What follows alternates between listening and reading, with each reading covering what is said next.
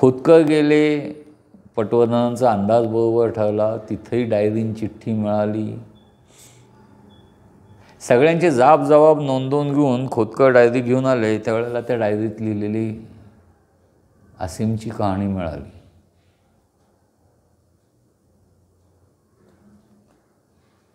चला, आज दिवाळी संपली आहे.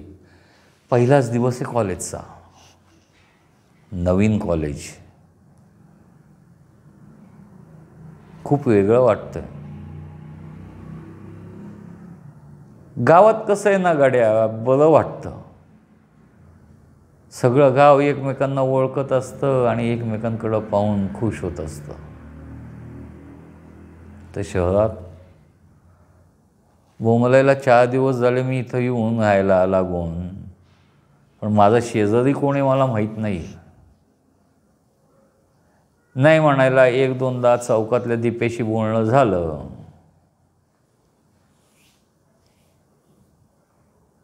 त्यांनी ओळख दाखवली. तेवढाच एक कोणतरी मित्र आहे माझा. जाऊ दे, चला आज पहिला दिवस आहे, कॉलेजला जाऊ म्हणून मी वही घेऊन निघालो.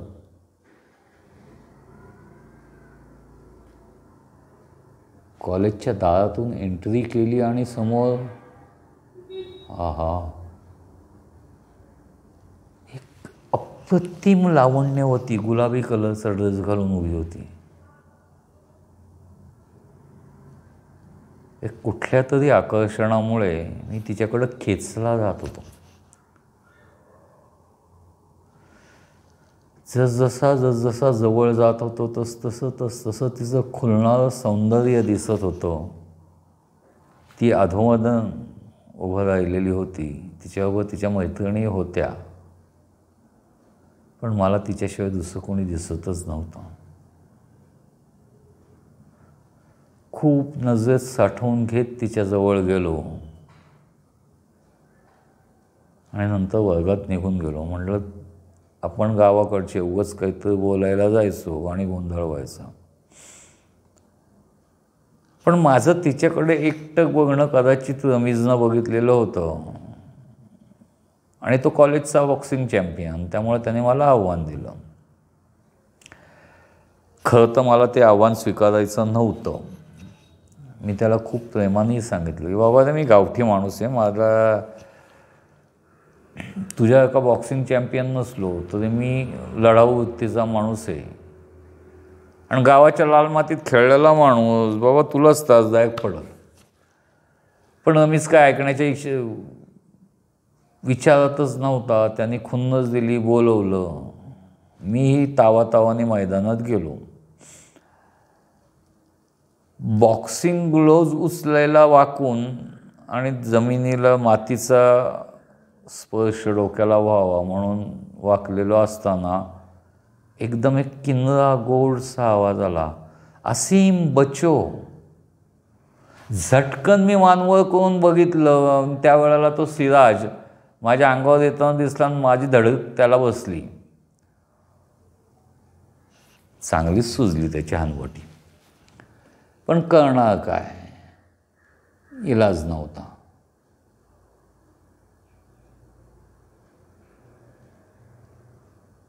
मीनव्हाईलमध्ये रमीजनं मात्र मला बॉक्सिंग ग्लोव्ज घातलेले नसताना त्यांनी त्याचे ग्लोव्ज घेऊन माझ्या बरगडीत 2 फाईट मारल्या. मी उभा राहिलो, त्याचे दोन्ही हात धरले, 2च धडका टाकल्या आणि हात सोडून दिले. तो कोसळलेला होता. त्या मित्राकडं निरोप दिला, बाबा मी अजून तर हात नाही वापरले, फक्त डोकं वापरलं तर तुझी ही अवस्था झाली, विचार कर. असं म्हणून येत असताना कॉलेज संपलं, एकदम ती समोर दिसली. एका अनामिक ओढीनं तिच्याजवळ गेलो,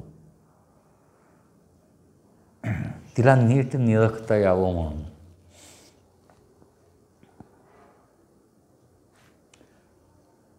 तिच्याकडे डोळे भरून बघत असताना म्हणलो, थँक्स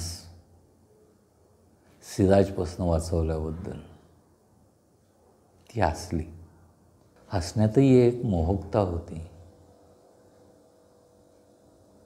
ती माझ्याकडं तिचे टपोरे डोळे उघडून बघत म्हणली, मी सलमा, आप. मी गोंधळलो. मला माझं नावच आठवण झालं होतं. तिला माझी बावरलेली अवस्था कदाचित लक्षात आली आणि तीच हसून म्हणली, आप असीम हो ना?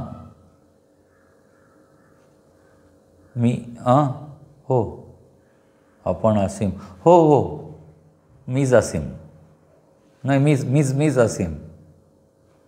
खुदकन हसली आणि निघून गेली. मी तिच्या पाठमोऱ्या डौलदार साडीकडं असंच निरखून बघत बसलो होतो. दुसऱ्या दिवशी मात्र मुद्दामून लवकर उठून त्यांच्या मोहल्ल्याच्या बाहेरच्या कोपऱ्यावर उभा राहिलो. ती आल्यानंतर कुठल्या बसस्टॉपवर जाते, कुठल्या बसने जाते. त्या बसमध्ये चढलेलो असताना अचानक तिनं मला बघितलं. मी म्हटलं, हाय, आपण काल. ती हसली. बोलो असीम. आम्ही शेजारी बसलो. तिनं म्हणली, आप यहाँ कैसे? नाही, काम होतं एक. आलो होतो, बस स्टॉपवर उभं होतो कॉलेजला जायला. तेवढ्यात तुम्ही आलेल्या दिसला आणि तुम्ही याच बसमध्ये चढलात. तिनं माझ्याकडं उठून पाहिलं. मी क्षणभर परत एकदा बावसळलो. सांगितलं, नाही, तुमचीच वाट बघत होतो बस स्टॉपवर. 5 बस सोडल्या तेवढ्याकरता. सकाळी पहाटे 5लाच येऊन उभा राहिलो इथं. ती हसली.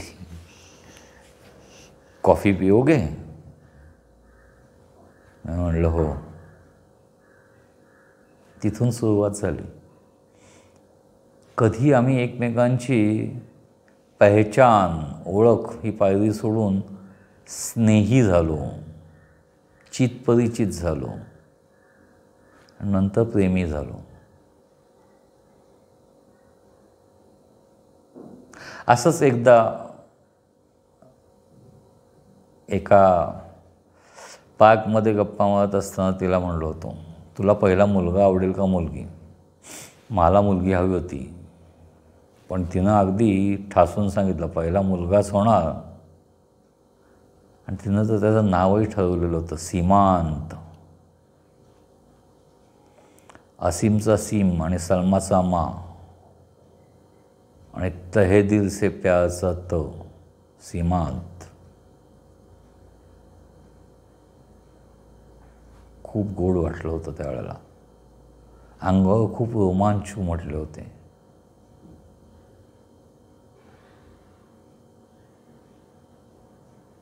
पण त्याच दिवशी त्या रमीजनं आम्हाला बघितलं आणि तिच्या वडिलांकडं तक्रार केली. गोंधळच झाला. मी त्या रागात त्यांच्या घरी जाऊन तसं ललकारायला नको होतं. काय वाटलं असेल तिच्या अब्बाजानांना? गुंड वाटलो असेल मी, लोफर वाटलो असेल. हो, पण मी मारलं नाही कोणाला, कारण माझ्या सलमाची माणसं होती ना ती. शेवटी उद्याचे होणारे नातेवाईक होते, म्हणून मी मारलं नाही. मी गुपचूप मार खाल्ला. आत्ता दवाखान्यातनं आल्यानंतर कळलंय या 15-20 दिवसात त्यांनी तिचं फार लग्नच ठरवून टाकलं आहे आणि 27 तारखेला निकाह पडणार आहेत. तिचा निरोप मिळाला मला. मग काय,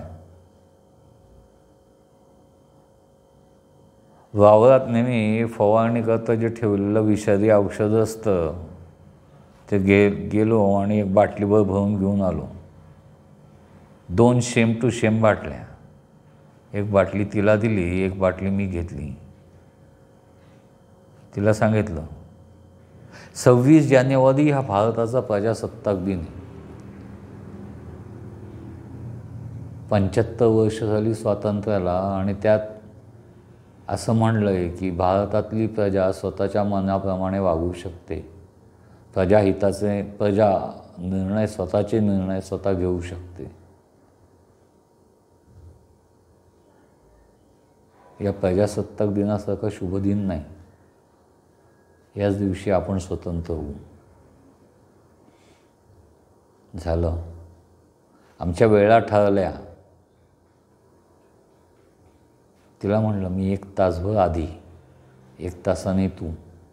एवढंच करता अगं जन्नतमध्ये गेल्यानंतर तुझे स्वागत करण्याची तयारी करायला तर वेळ मिळाला पाहिजे मला. ठरल्याप्रमाणे 7 वाजता मी विष घेतलं. पुढचं माहीत नाही. झालं. पटवर्धनांनी दुसरी डायरी मिटली आणि ठेवून दिली. खोतकरांनी विचारलं सर काय करायचं आहे. पटवर्धन म्हणले अरे खोतकर, तुझ्या आणि माझ्या दृष्टिकोनानं हा खूनच आहे, समाजाच्या दृष्टिकोनानं हा खून आहे. पण आपल्या न्यायव्यवस्थेने लिहिलेल्या ह्याच्यानुसार तो खून नाही ठरते, ती आत्महत्याच ठरणार आहे. आता आत्महत्या हा गुन्हा आहे हे सांगणारं कलमही रद्द झालं आहे. त्यामुळे दोघांवर गुन्हा तर नोंदवू शकत नाही. त्यामुळं फक्त आत्महत्या एवढी नोंद करून विषय मिटवून टाकायचा. दोघांचे हे जसे सांगतायत प्रजासत्ताक दिनाचं प्रजेचं सत्ता आहे का नाही, दोघांनी कधी हा विचार केला का की त्यांचे आईवडील प्रजेतच मोडतात,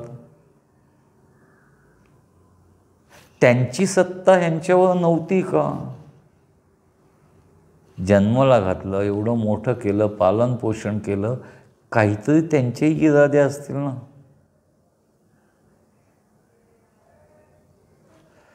पोरांनी भावनेच्या भारात कुठलाच विचार केला नाही. सीमांताला मात्र जन्माआधीच मारून टाकलं. असो, खोतकर केस फाईल करा, आत्महत्या डिटेक्टेड म्हणून क्लोजर रिपोर्ट करून टाका आणि पाठवून द्या वर सँक्शनसाठी. ओके.